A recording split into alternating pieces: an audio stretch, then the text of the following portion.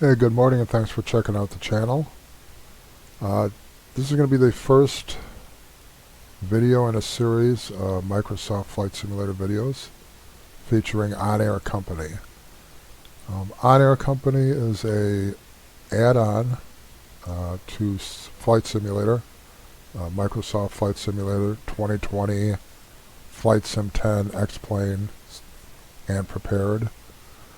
Basically adds a career mode to Flight Simulator.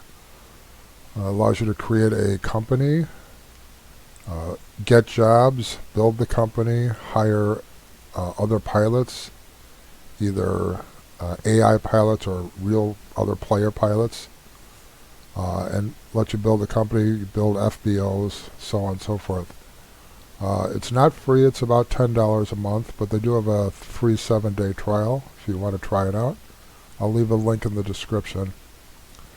Once you've created an account and downloaded the software, which is their client,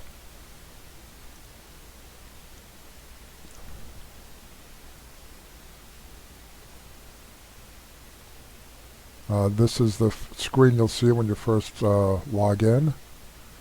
There are basically 3 different worlds that you can play in. The clear sky is no longer there, it's actually in Cumulus now. So you've got Cumulus, which is fairly easy. You start with a fair amount of money, and it's fairly easy to maintain and advance, and it goes up in scale. The Cumulus and the Stratus allow you to hire AI pilots, which you can then direct to do jobs for you. In Thunder, this is not available. It's all real players, so you have to fly all the flights or hire other players to fly flights for you. So I'm going to start a new company here. I'm going to start in the Stratus. So we'll click on that and let it load here. Takes a couple seconds to load. Everything that you do with OnAir Company is done within this client software here. Nothing's done online. This is everything you need to do here, from finding and booking jobs, to hiring pilots, to renting or buying aircraft. It's all done in here. So we're going to start the company. I'm going to call it Midway Air.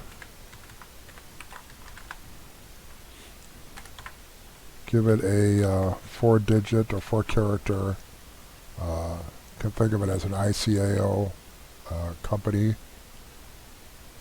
Your name doesn't really matter. And then you need to set your initial location. This is basically where you will be based out of. Each pilot in your company can be based out of a different airport. So I'm going to start with Chicago Executive. You can also, if you don't have Flight Simulator, you can also play this just by hiring AI pilots and running that aspect of the business. Once you get a lot of pilots and aircraft and so on and so forth, it can be actually a pretty challenging to route all the pilots and do the jobs correctly, or efficiently, I should say. There's no correct or bad way to do them, but so you can check that if you don't want to actually fly anything. I'll leave this as it is, and we'll go ahead and start. So it's going to create my company now, and when each level that you obtain, you get what are called missions, which is a set of 1 or more flights that, once you complete them, gives you enough experience points to move up to the next level. You do not have to do the mission flights if you don't want to. You can advance on your own. Every flight that you do produces experience points, a certain amount of experience points and cash. This is just a lot faster because these few flights give you all the experience points that you need to go to the next level. So you'll see this is a new my new company now. We've got 10,000 cash, one employee, which would be me. We have no aircraft yet. We do have one job, and that's the mission that we get for level 1. And we'll see what that is. Palwaukie, of course. And it's Palwaukie going to 31WI, which is McDermott Air Park in Wisconsin. Now, one of the nice things with the mission flights is that you can regenerate it. If you don't like this flight, you can regenerate it. As you advance levels, the missions will consist of more flights of longer length, more cargo, so they're more and more challenging. So sometimes when you get up to the higher levels, it may give you mission flights that are completely in a different country, which is, you may very well want to do those. It could be interesting to fly in other parts of the world. If you don't, though, you can regenerate it. And you can keep regenerating until you get something that you like. So I'm going to actually regenerate this just to show you what it's like. Yeah, you don't want to do this once you've started the missions because of the fact that you lose all the progress, so you'd have to start over again. So here's one going to Morris in central Illinois. I'm going to go until I get something that I like here. This is going to Waukesha County. That's a little ways. It's not a bad flight, but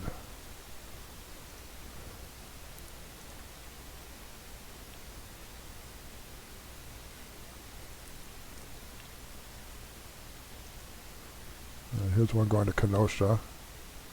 Alright, we'll just stick with this one, that's fine. So these are the mission flights. And in fact, if you don't want to do the level missions, you can even hide them. So just to show you some of the various areas of this, the dashboard is what we saw when we first logged in. This will show you all the flights that you've done, your employees, aircraft, so on and so forth. You can also create FBOs in this game. The advantage of doing that is that one of the advantages is you can service all your own aircraft. So for instance, I have a base of operations now at Palwaukie. I can start an FBO there and then be able to buy fuel at basically wholesale prices and then fuel my planes with that, so you'd save money there. You can also hire mechanics to do work. And as you move up the skill tree, which I'll show you the next thing here, you can actually start selling fuel and services to other players. And that you can make money doing that too, in addition to flying. You can also buy aircraft and rent them out to other players, just like you can rent aircraft from other players. Here's a look at the skill tree. You actually start with one skill point. I'm not going to do anything right this second with this. I'll wait till I move up a level here. There's basically 4 paths, 4 tracks sort of. Bank loans allow you to get loans from a bank. Makes sense. Until you have this, you cannot get any loans. FBO agreements allows you to build FBOs, and you can see as you progress through it, you can get the fuel seller agreement, which allows you to sell fuel to other players, workshops. Allows you to build workshops, which is plane maintenance facilities. So you can maintain your own planes. Once you get to here, you can start selling that maintenance service to other players. Passengers allows you to carry passengers. Right now we can only carry freight. Hiring agreement allows you to hire AI pilots.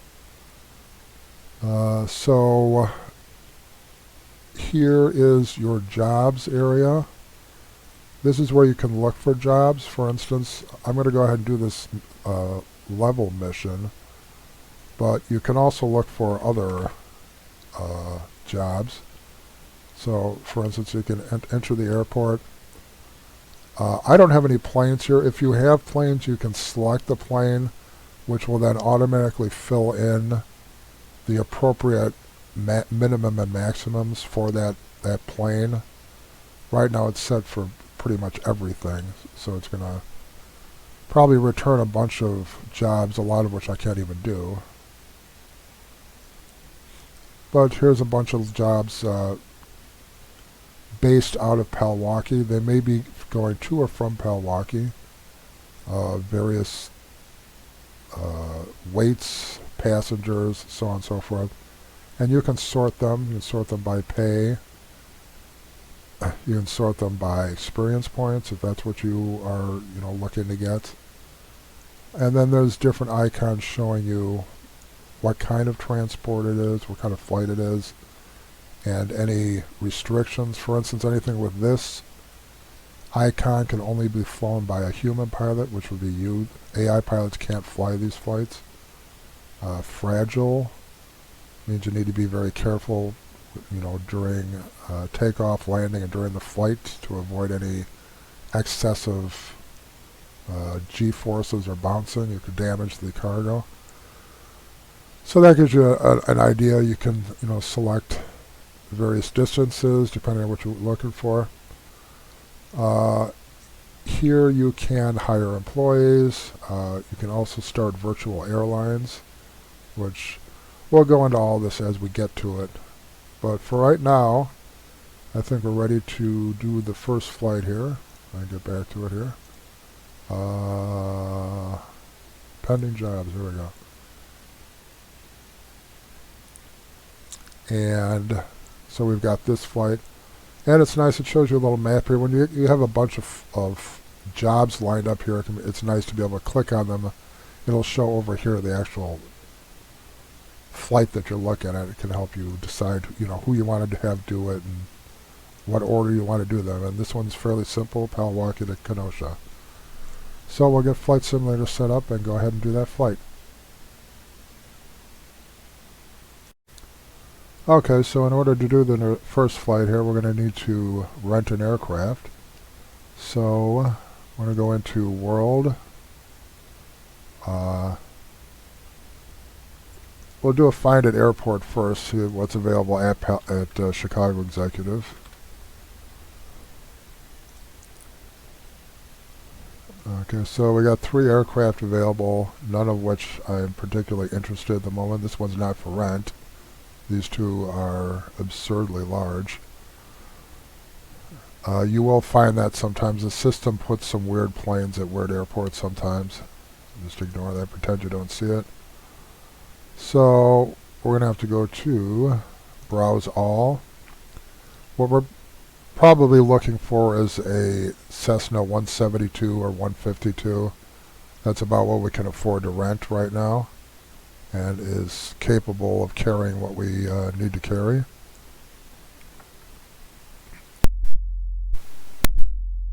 So as soon as this loads, so you can filter your search. I'm going to look for the 172. It's also worth noting that whatever plane you select in OnAir Company is you need to have that plane in Flight Simulator. You need to actually use the same plane to fly the flight. You cannot select one aircraft and then fly a different one. It checks that. So we'll check within 250 miles around Chicago Executive for a Cessna 172. See what we can get. And then I'm going to sort it by distance. So you can see these are all the planes that are available, the 172s. This is what it costs to rent. Some of these are not for rent, as you can see, like this one. It's for sale, but it's not for rent. This is your rental price. This is per hour of flight time. That's a dry rent that does not include fuel. When you're renting an aircraft, all you basically need to do is pay for fuel. You do not have to pay for any sort of You don't have to pay for any sort of repairs or anything. That's up to the owner of the aircraft to do that. So this one is about the closest. It's at O'Hare. This is the condition, the airframe condition and the engine condition. Something like this you might want to hesitate to rent simply because it could fail before you really get good use out of it. This one's okay. I'm not worried about too much about the condition. It's not my aircraft after all, it's somebody else's. Alright, so click on details. This will load up all the detail for this particular aircraft. And it will give you the general information about the aircraft, its payload, fuel capacity, so on and so forth, the range, and also the specifics about this particular aircraft, airframe time, so on and so forth. To rent it,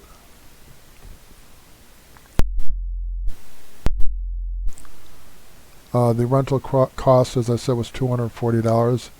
You do need to put up a bond, which is sort of a deposit, which is basically 10 hours worth of flight time, or the 10 times the normal hourly rental. So you do get this back when you return the aircraft. You can also lease an aircraft, which is basically by the week. So you would pay, I believe that's how it's work. This is sort of a new thing. I actually haven't done it. But this is a weekly rental, but there's a minimum of 3 weeks. So if you're planning on using a particular plane for 3 or more weeks, this is probably the way to go. I'm probably not going to use this for 3 weeks. So I'm just going to go ahead and rent it.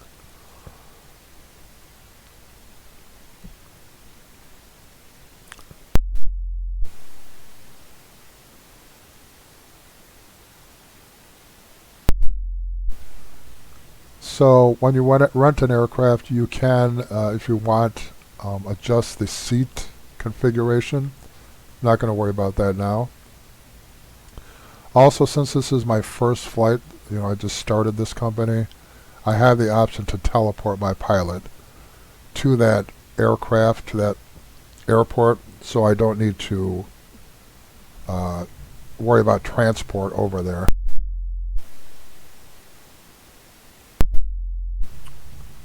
So I'm just going to go ahead and confirm this. Then the aircraft is rented now. So before you do the flight, you need to actually set it up in here, and then you actually go ahead and do the flight in Flight Simulator. So you click on this button, will prepare your flight.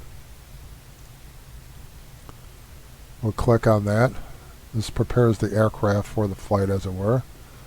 Alright, so there is no cargo here. Remember, we're picking this plane up at O'Hare. We're going to have to fly it to Chicago Executive, pick up the cargo there, take it to Kenosha. So this will show you what cargo is available, though, if there is any, at the airport. You can buy fuel here if you wish, which actually $3.90 a gallon is actually pretty cheap for fuel. This is a player-owned FBO. The one that has the airport name and then it says FBO after it is the system FBO. Every airport has at least a system FBO.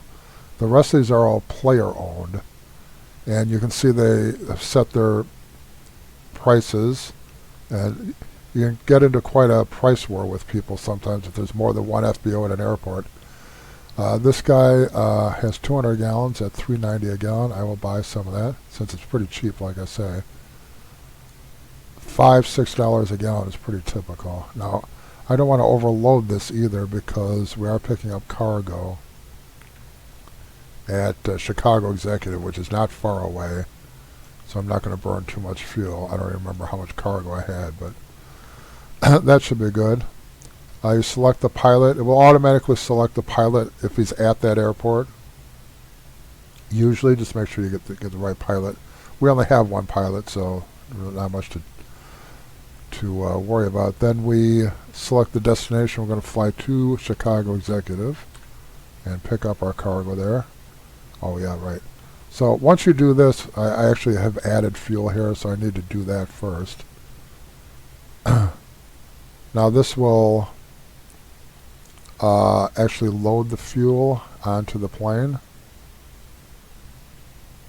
and then you put in your destination. It'll put in an alternate airport for you, and then we're ready to click Fly Now.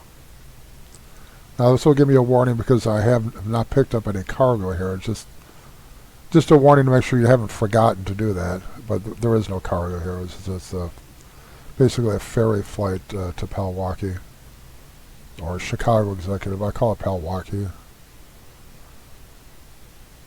because that's what it was for 40 years, and now it's Chicago Executive. I forget.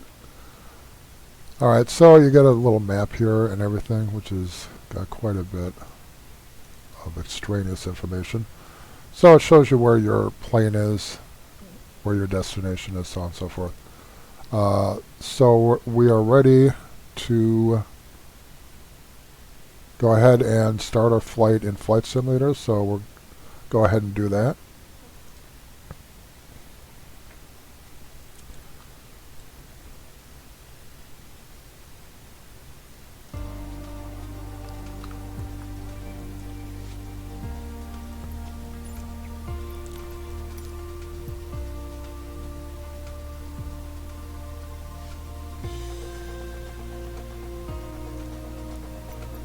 Okay, so alright,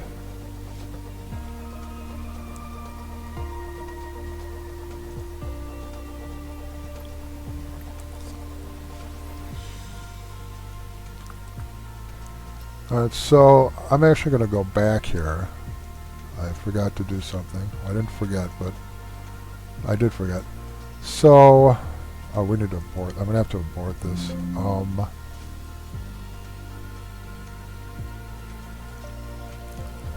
What I forgot to do, I want to do this during the day because just especially for the first flight, I think it's easier to see what's going on and everything.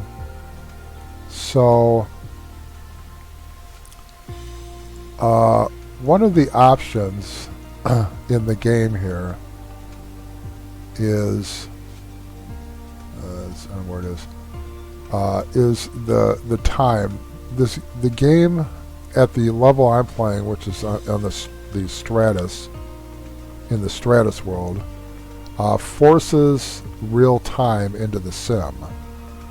Now that can be a problem because I typically only do this at night and I don't want to fly at night all the time.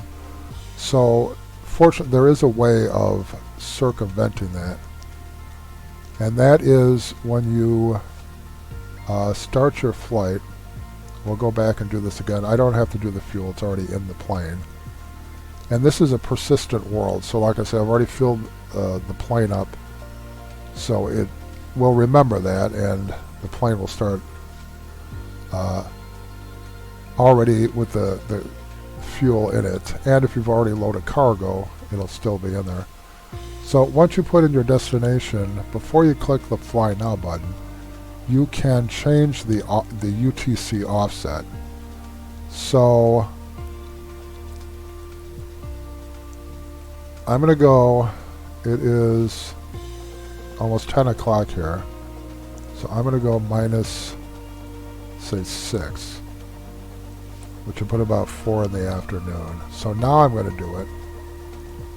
So this should put it at about approximately 4 p.m. instead of 10 p.m. That's one way of, it's one thing they added in that allows you to fly when you want to fly. So as far as Flight Simulator goes, I've got the 172 loaded up. If you want, you can go ahead and put, I sort of like putting the, I don't actually even use the Microsoft Flight Simulator ATC typically because it's not really that great. but I will sometimes put the tail, actual tail number here. 4827 X-ray. 4827 X-ray. And we'll just leave it at that. Get rid of this. Okay.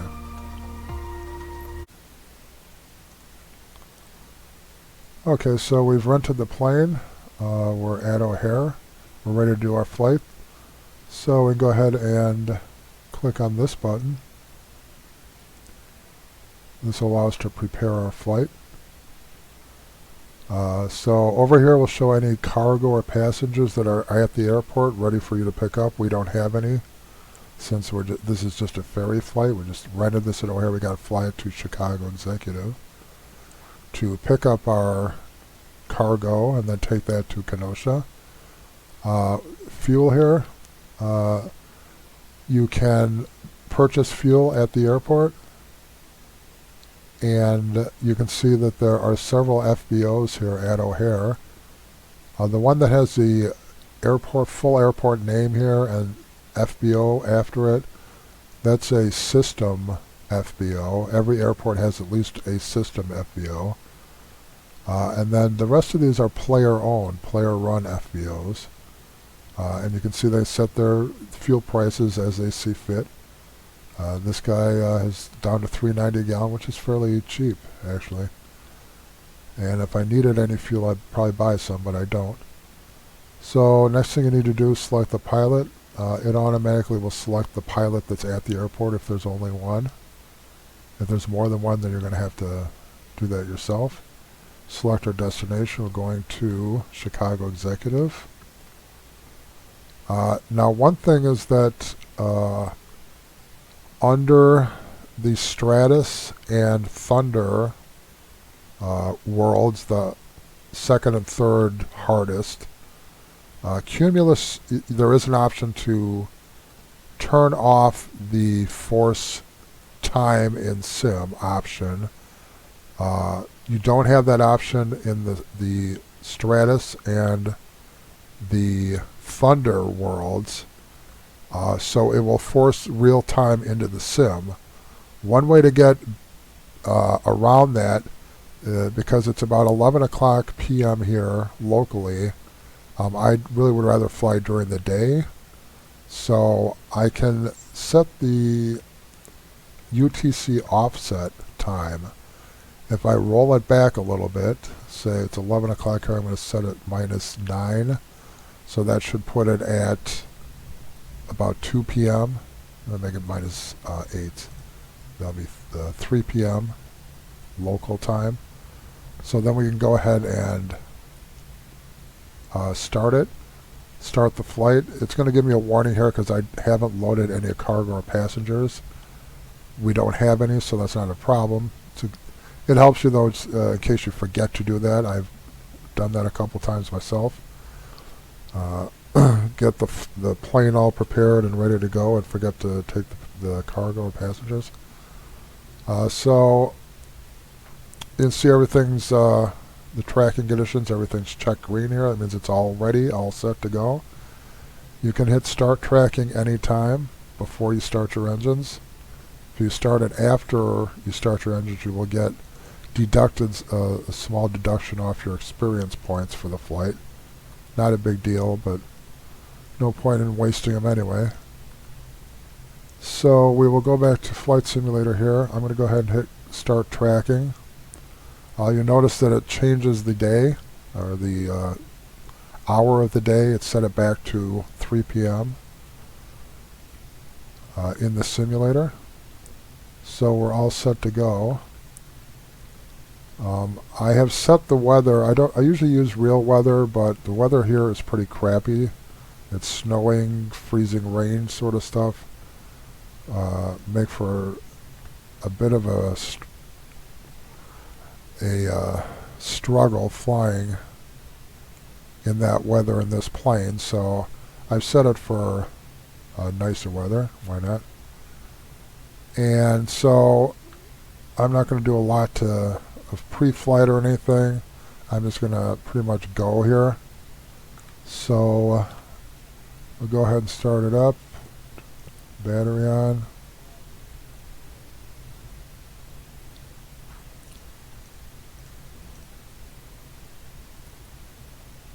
Alright.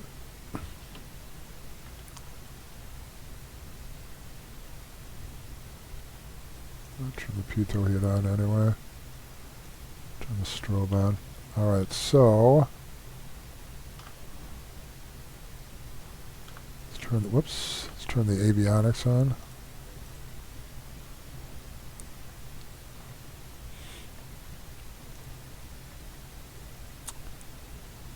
And see, okay, we're right here. We just need to go due south.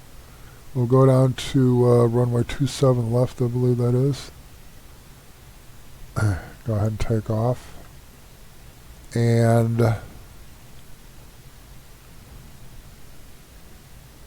that's pretty much it.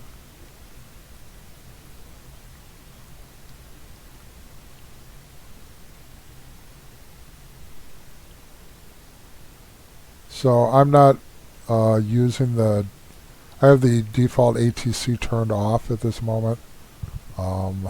It's unfortunately Microsoft Flight Simulator ATC has never been very good. It's unfortunate, but it is what it is. So if I want actual ATC, I will go on VATSIM. I'm not going to bother with that with these initial flights. Once we get into some longer flights, I probably will. I enjoy it. It's a bit of a challenge sometimes, but it also makes it more enjoyable, in my opinion. So we're just going to taxi down, take off to the west, turn north, and head for Chicago Executive, which is literally about 7-8 miles north of O'Hare. So it'd be a very quick flight here. Once we get there, we can load up the cargo and then proceed on to Kenosha. And like I say, when you complete the mission flights for the level, it gives you enough experience points to advance to the next level. So once we finish this one flight, we'll be able to advance to level 2, and then I can show you how to put points into the skill tree and what each of those means in a little more depth.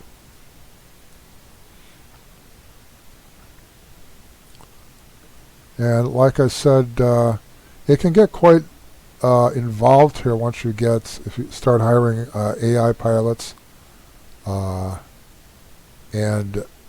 it becomes a whole logistics company as far as trying to route each of the pilots to the various jobs and trying to do it as efficiently as possible, keeping them loaded as much as possible.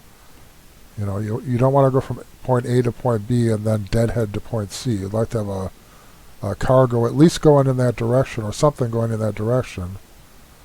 So in fact, I actually wrote a separate program, a desktop app, to help me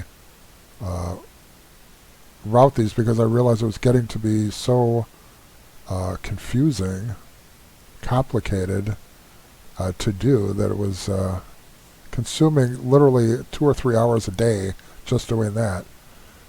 I had pretty much stopped flying because I was doing that. So, whoops. Oh, yeah, there we go. Turn on the landing lights, nav lights. Yep, there we go.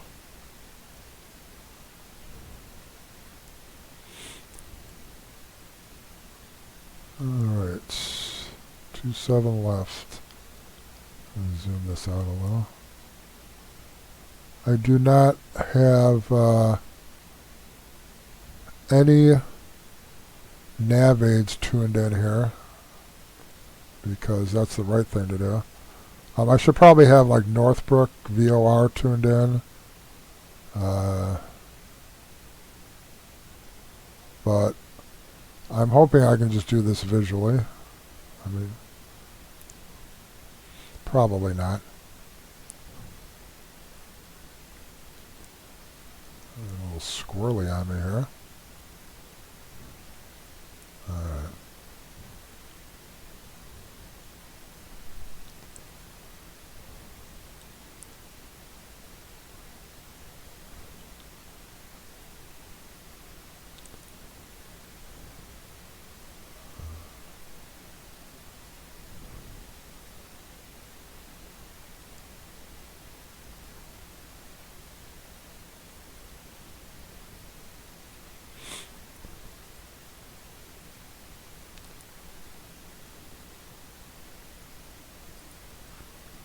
Alright, we're going to head and turn to the north here. I'm going to keep it probably literally about 1,500 feet because, like I say, it's not a long flight here at all. And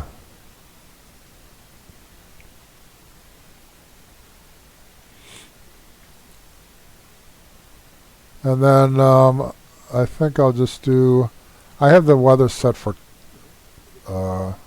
whatever it is, scattered clouds. I'm not sure what the wind is because I did obviously extensive flight planning here. I'm assuming it's calm, so I'm just going to land on runway 34, maybe. Wow. So I should stay off the departure path here at O'Hare, but anywho.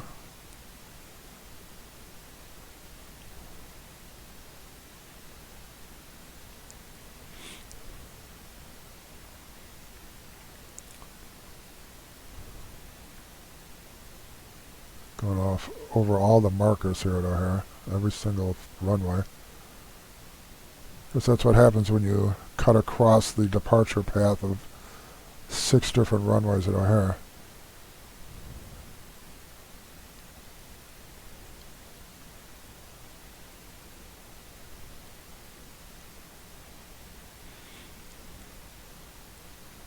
So, it looks pretty nice out. Much nicer than the actual weather is, where, like I said, it's snowing, I think sleeting, freezing rain, the whole gamut here.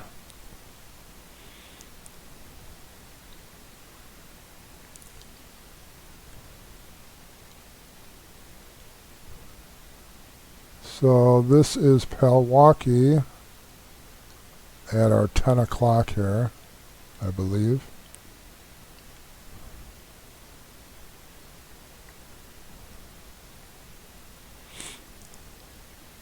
Yeah, this is it. I definitely recognize, and those are the railroad tracks.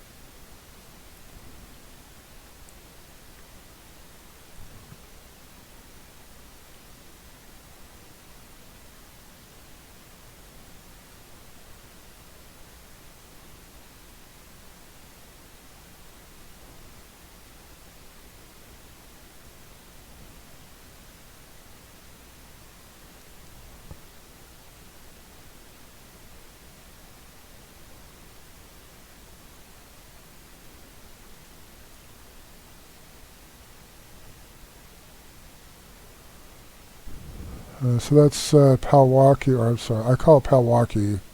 It's Chicago Executive. Now it has been for several years, but it takes me at least 10 years to start calling something by its new name. I can see the control tower. What would be helpful is if I could actually see the runway, or a runway, pick a runway, any runway.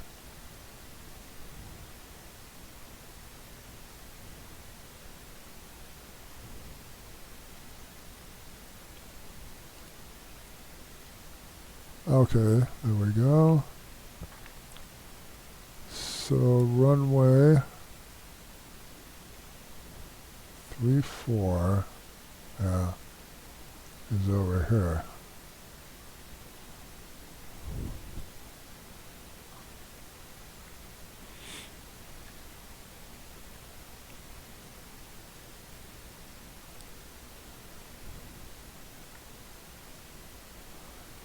I'm sure by now you've figured out where I got my name Pseudo pilot from. It's certainly not from my extensive flying expertise, although I have been doing this for quite a long time, since Flight Simulator was Sublogic Flight Simulator. That goes back a few years. That doesn't necessarily mean I'm good at it. Alright, so we have located a runway at Chicago Executive. That is a good thing.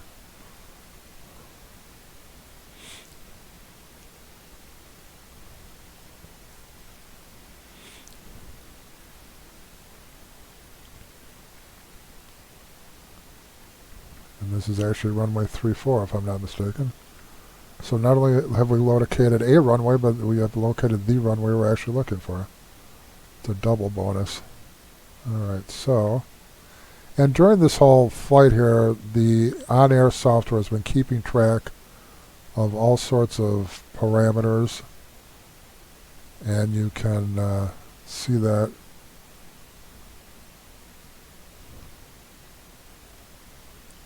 Try and land here first.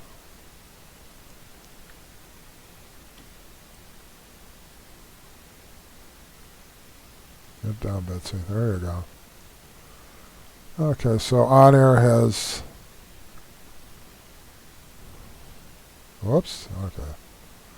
I inadvertently cut the mixture down to off. Flip the wrong lever there, so that's fine. We'll just stop on the runway here. Maybe we can make it off to the left here. Should have enough momentum. Too much brake now. Not going to make it. Okay, we'll just pull over here. Alrighty then.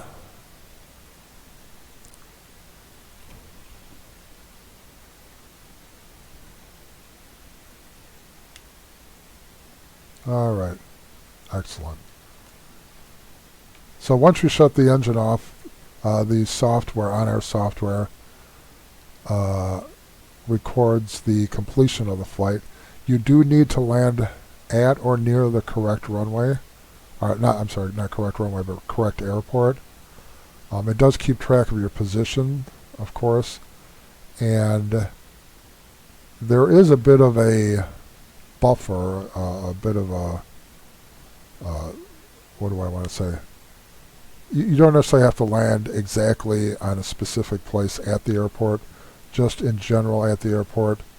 And there's a little leeway. So if you land near the airport, to be honest with you, if you were to land on, or as long as you land without crashing and you're close enough to the airport, it will record it. But if you know, it does keep track of, here, let's go over here and look at the, you can see, gives you the times. Also, it records various things here. Anytime you do a flight, it gives you a reputation score. This 8-mile flight increased my reputation by 0.06. The longer the flight, the more your reputation can go up. It can also go down for various things. Now I actually got a ping here because my lights were on when I shut the engine down. They should be off before you shut the engine down. It's sort of anal like that. And again, the decrease here was so minimal that it's really not worth worrying about. Now I got a bonus for comfort, safety.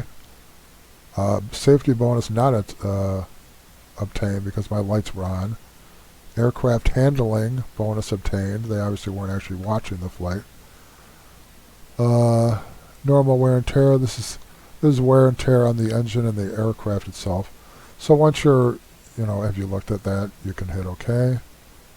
And now we are at Chicago Executive, and we're ready to pick up our cargo and do our flight. Take that to Kenosha, which is up here somewhere, right there. So that'll be a good VFR flight. I'm just probably going to follow the shoreline up to approximately here and then head west. I'm just going to do it VFR probably. I'm going to go ahead and load this up. You can preload it even if you're not planning on flying it at the moment. You can load it up, close out the program, come back to it the next day or whatever. Whatever you've done will still be there. So now you do see we do have this cargo ready to load. Make sure you check any cargo and passengers that you want to take. And make sure you're taking the right stuff. Once you get going, you get AI pilots and everything, you may have multiple loads of cargo and or passengers at a particular airport where one pilot is picking up these people, another pilot's picking up these people, and this cargo. So you got to make sure you get the right stuff on the right plane. It's easy enough not to do. I've done it myself and really screwed it up one time where I had 3 planes flying empty while I was sleeping. I used to do that at night where I'd schedule all the pilots to do all the work while I was sleeping at night. Woke up in the morning, nothing had been done, I couldn't figure it out, and realized I had really screwed everything up anyway. So you can see the difference in fuel price here. It's $7.21 a gallon. I am not paying that for fuel. I don't care who you are. So I am going to forego getting any fuel right now. We got plenty of fuel. Well, we got some fuel. This is only, how far is this? 29 miles. So range with 30 minutes of reserve is 82. So we've got over twice, really over 3 times the amount of fuel needed. So hopefully at Kenosha we can get cheaper fuel. That's all I'm saying. If we can't, we can't. So I haven't done anything with that. I do need to click on this so it will load the cargo onto the plane, and you'll see it is actually taking real time to load it. Maybe not real time, but it's taking some amount of time to load it. Once it's loaded, then we can go ahead and put in our destination, which is Kenosha E and W, maybe, yeah. Alright, and then again you can adjust the flight time if you want to do that. Okay, so we got everything set up, we're ready to go. Hit the Fly Now button. Wait for everything to load here. All green over here. I'm going to go ahead and start tracking now.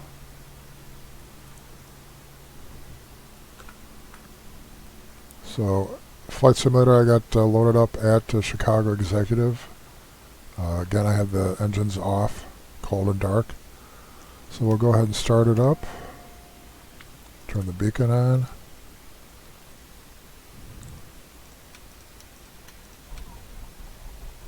Your flight will be monitored until you land and shut down the engines. Turn the nav and strobe on. Pitot heat. Get this going. So winds are 330 at 6 knots. So we're going to take off on runway 34. Let us zoom in a little bit so I can get a map of the airport here. So we just need to taxi out here all the way down to the end of 34. So let us do that. Alright, everything's ready.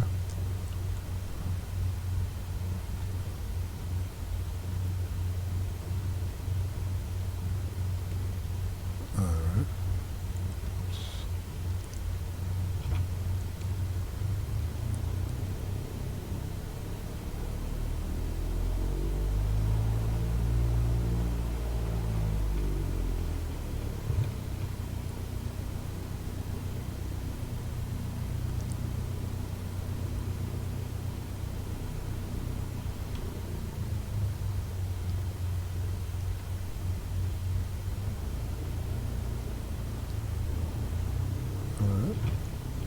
So we're just taxiing out here.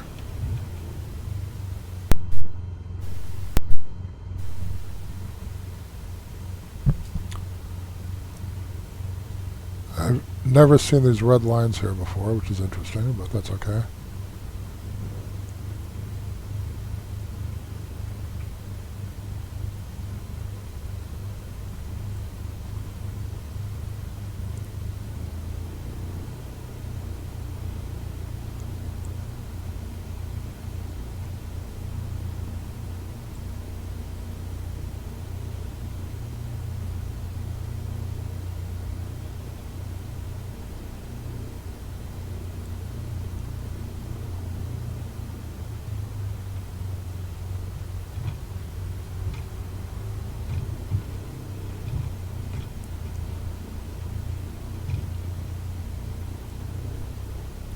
Okay, we'll continue taxiing all the way to the end of this taxiway, which will bring us to runway 34.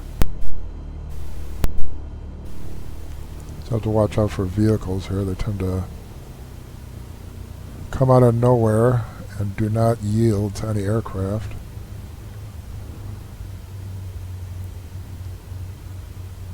We'll jog over here. Clear left. Whoa, Nelly. Clear right.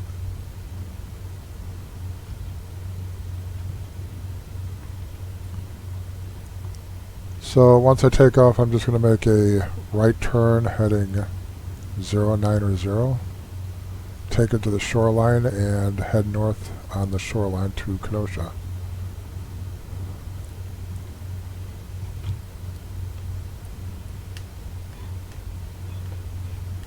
Alright, here we are.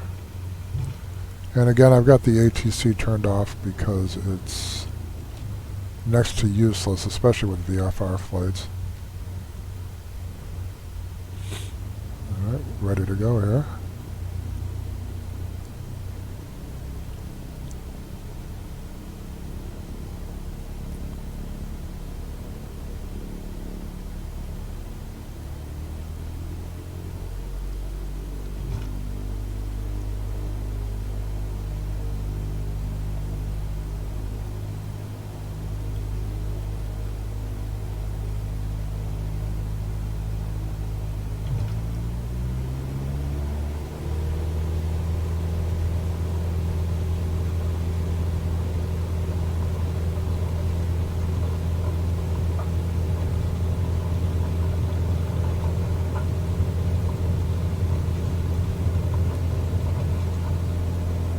And we're off. And OnAir is recording the flight, as you heard. It's got the wheels up time.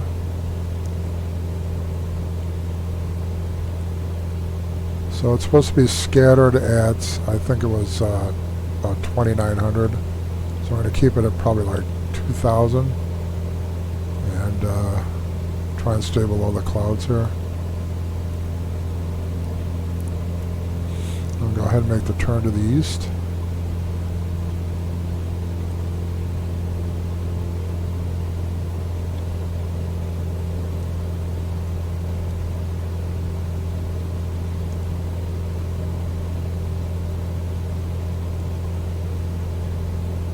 Eastish.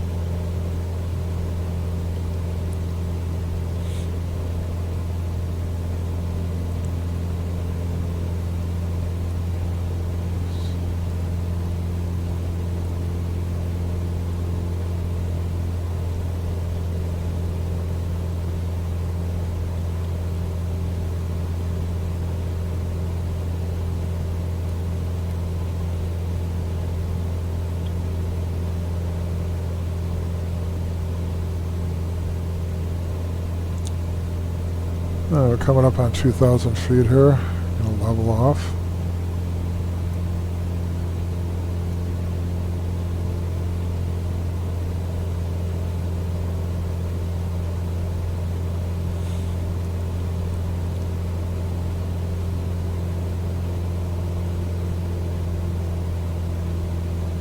Bring the power back a little bit.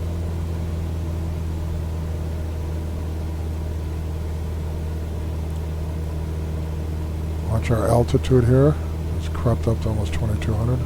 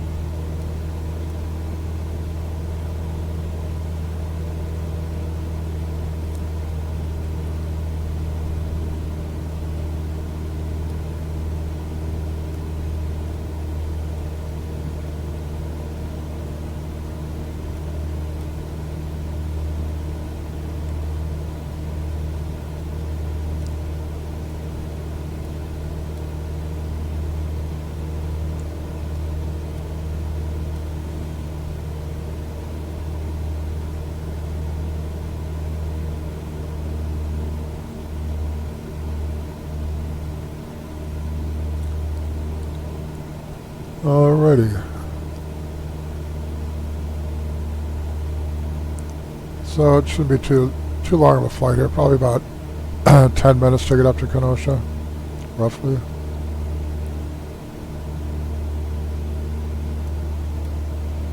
Like I said, we'll just follow the shoreline here. Lake Michigan. Chicago's down that way.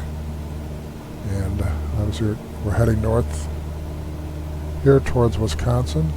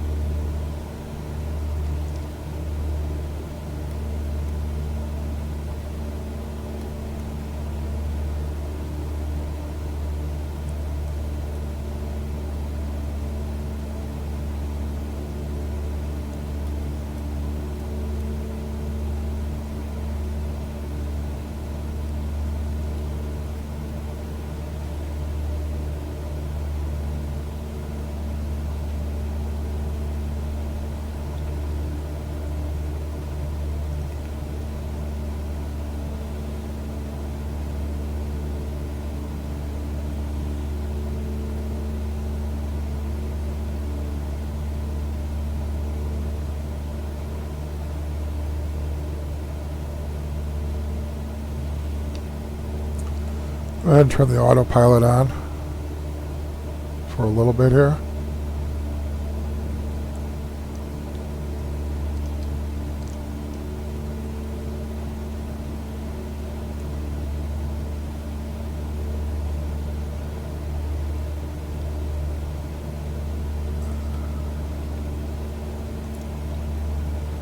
And altitude.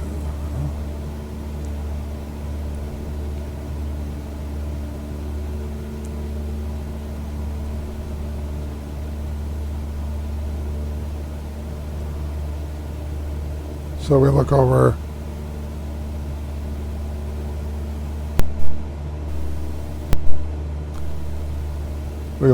at the OnAir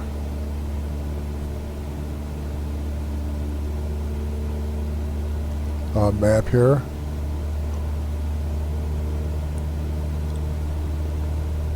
And you can see it's showing the it's got a map here showing your location, where you're going.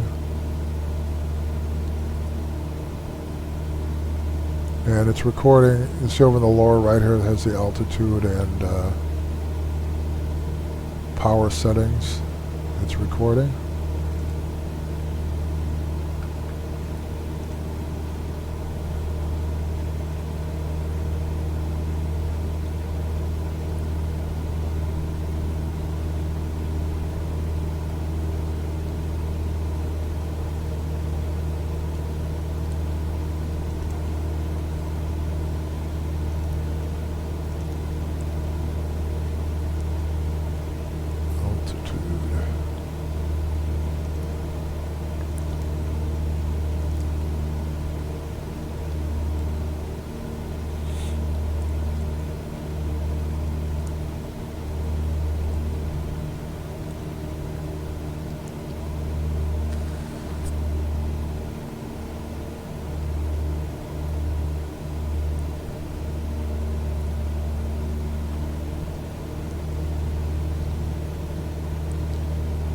Definitely very wintry looking here. It's quite nice going up the shoreline here. It's very pretty.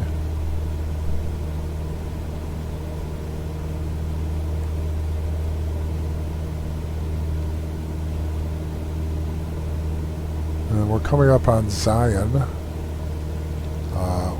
Illinois, where there used to be a nuclear power plant. It may actually still be in Flight Simulator, I'm not sure. I believe it's no longer in operation, though that may still actually be there.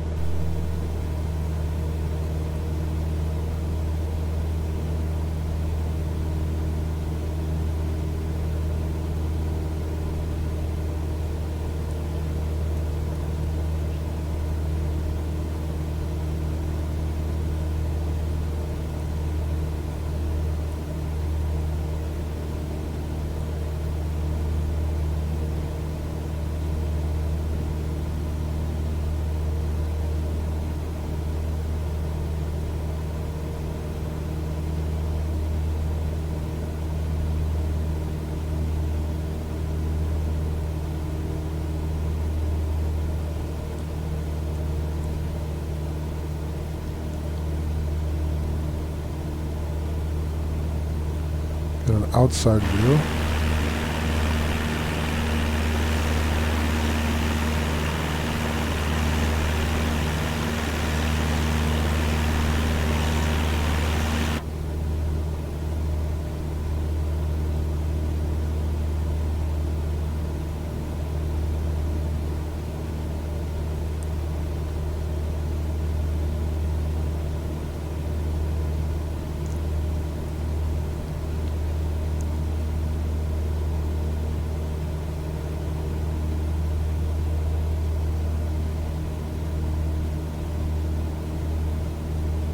So yeah, it does look like it's still in Flight Simulator.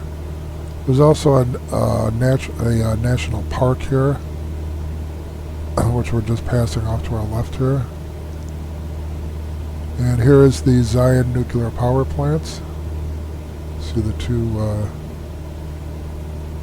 reactors there.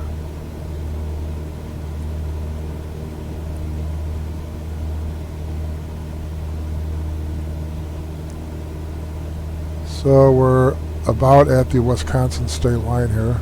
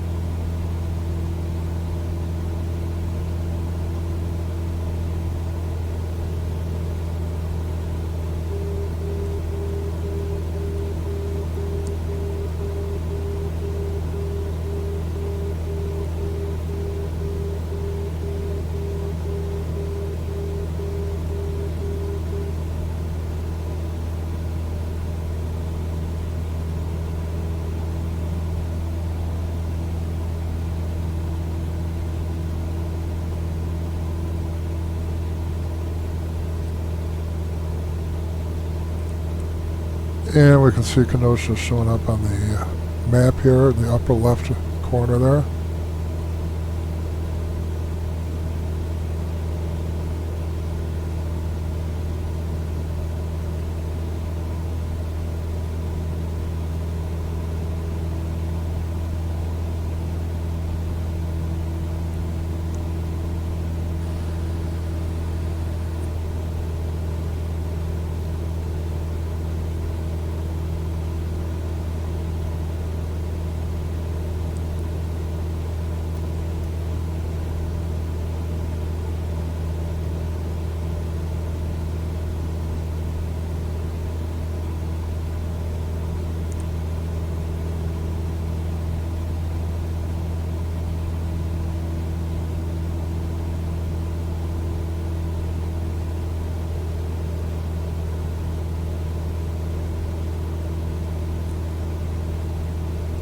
So once we get a beam of the airport here, we'll turn to the west and land on probably 25 left.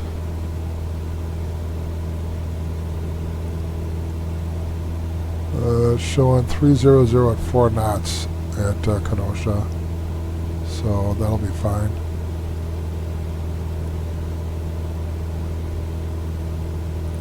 There's also runway 33 here.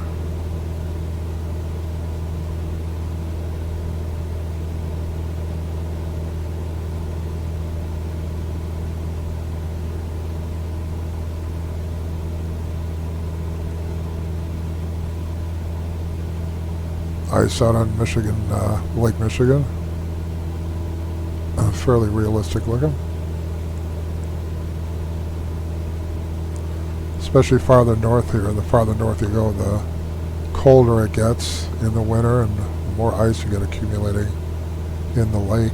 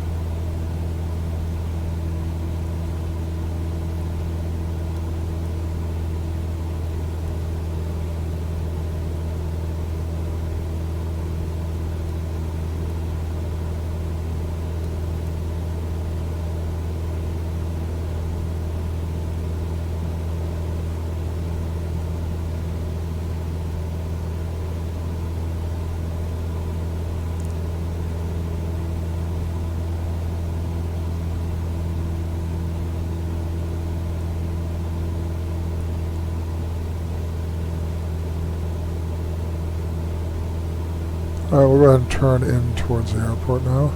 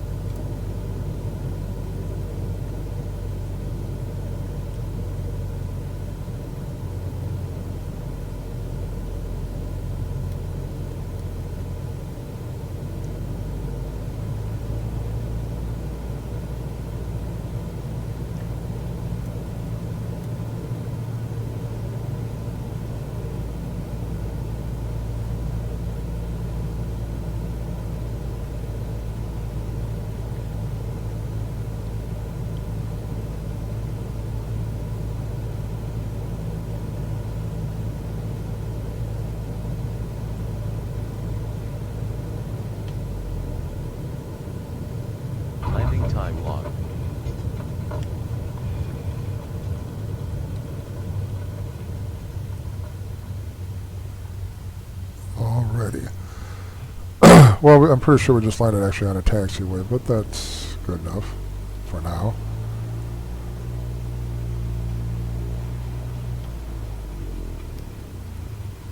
I just want to get this flight over so we can go to the next level, and gets a little more interesting once you move up in levels here.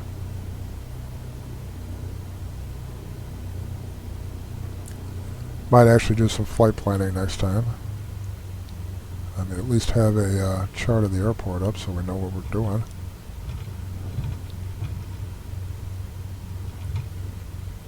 And once you've landed, you don't have to taxi back into parking spot or anything. You literally just end it on the runway if you want.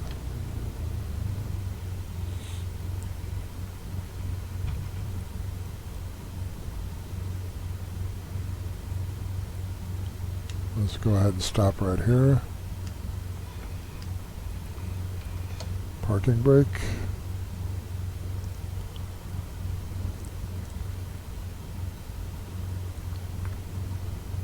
So we can see OnAir has recorded this flight. And once you're stopped, you can, what we should do, just so we don't get deductions from the experience point, turn the lights off, turn that off now, and then we can turn off the engines. Time log. Flight is finished. It has been monitored by OnAir. And you'll see that we got 1,000 experience points for this one flight, which gives us enough to get to level 2. We also got a 20% bonus. You can see here, reputation went up 0.11. Got the comfort bonus, safety bonus, aircraft handling. So that added 20% to our experience. So we got an extra 22 experience points. Alright, go ahead and click OK. And so here we are, we're at Kenosha.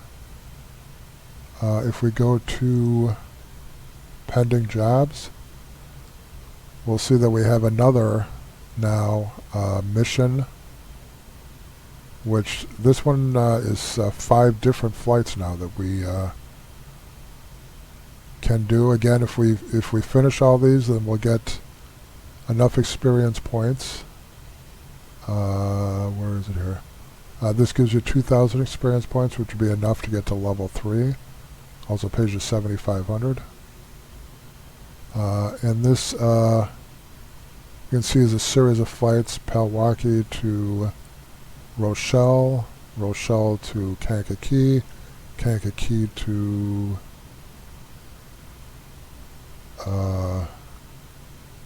Skydive, which is in Ottawa, Skydive to Morris, Morris to Gary.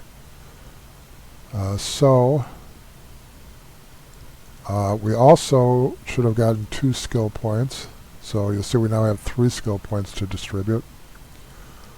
So in the next episode, we're going to go ahead and assign these skill points, see what we get, and then fly the next set of flights.